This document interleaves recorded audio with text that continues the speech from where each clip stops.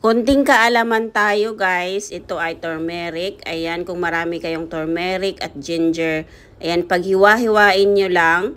Tapos, i-dried nyo. Kasi nape-preserve po siya, hindi siya nasisira. Ayan, ito ay turmeric guys. Kasi marami sa mga probinsya ang turmeric. Kaya pwede nyo itong gawin. Kasi itong turmeric at saka ginger guys, ito ay anti-inflammatory. So, pwede nyong ihalo sa sabaw o kung magluluto kayo. Pwede nyo ring gawing powder. Kasi sa akin ginagawa kong powder pag natuyo na. Ayan, ganito siya guys at iinumin. Ayan, pwede nyong itimpla at inumin. So, may katulad din sa ginger guys. Ganon din ang ginawa ko.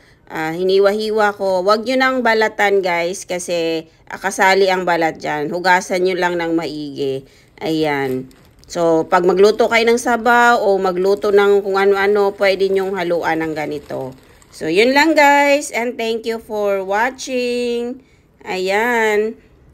Para kasi hindi masira yung madaming ginger o turmeric. Ganun ang ginagawa. Pinapatuyo siya. Para ma-preserve. Ayan. Thank you and God bless po sa ating lahat.